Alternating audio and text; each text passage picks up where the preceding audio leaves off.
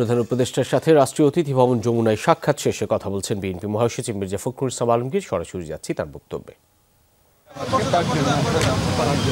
পাঁচজন এসেছিল। আপনারা দেখেছেন যে আমাদের মির্জা আব্বাস সাহেব, খান সাহেব, আমির সাহেব, সালাউদ্দিন সাহেব, আমরা প্রধান উপদেষ্টা এবং আরও দুই তিনজন উপদেষ্টা ছিলেন, তাদের সঙ্গে আমরা কথা বলেছি।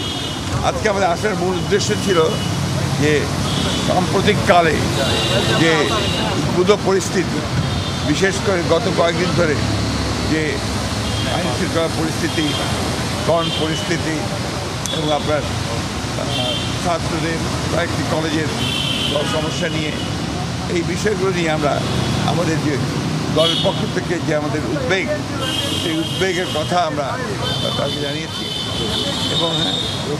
এবং আমরা আশা করেছি যে আমরা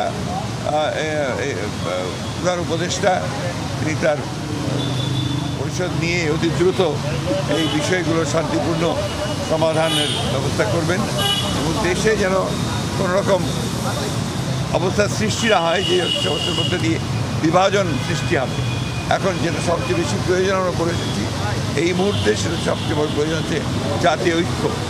আমাদের সামনে এখন অনেক বড় চ্যালেঞ্জ রয়েছে।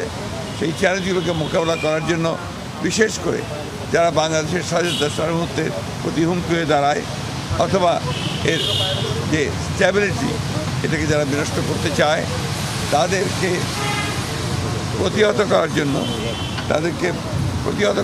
প্রতিরোধ করার জন্য আমাদেরকে অবশ্যই একটা জাতীয় ঐক্য গড়ে তুলতে হবে। সেই কথাগুলো আমরা আপনাদেরকে বলেছি।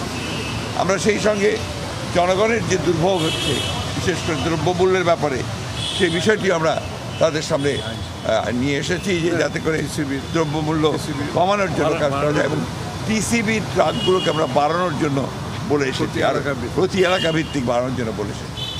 আমরা বলেছি যে আপনার যে ট্রাক চলাচল, যানবাহন চলাচল যদি নির্বিঘ্নে থাকে, সেই বিষয় নিশ্চিত করার জন্য আমরা তাদেরকে অনুরোধ করেছি।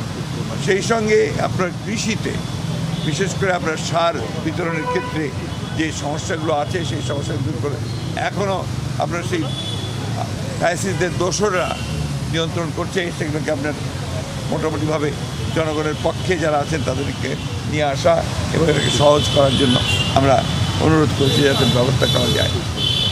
সেই সঙ্গে শিল্প উৎপাদনের ক্ষেত্রে আমরা বলেছি যে যেন আপনার এই নর্মাল যে আপনার অ্যাক্টিভিটি সেটা যেন চালু থাকে, বিশেষ করে শিল্পাঞ্চলে শ্রমিকদের বেতনের ক্ষেত্রে যেন কোনো আপনার বাধা সৃষ্টি না হয় এবং তারা যেন বেতন পান। তার জন্য প্রয়োজনে সরকারকে ঋণ দেওয়ার জন্য আমরা বলেছি যে বেশি করে ঋণ দিয়ে তাদেরকে এই বেতনের ব্যবস্থা করতে হবে। আমরা আরেকটা বিষয় অত্যন্ত গুরুত্বপূর্ণভাবে বলে এসেছি হচ্ছে যে ইউনিয়ন পরিষদ যেগুলো এখনও আছে, এই ইউনিয়ন পরিষদগুলো বেশিরভাগ সময়ই সেই ফ্যাসিস্ট সরকারের আমলে জবরদস্তি নির্বাচন করে তাদের মতো করে নিয়ে এসেছিল।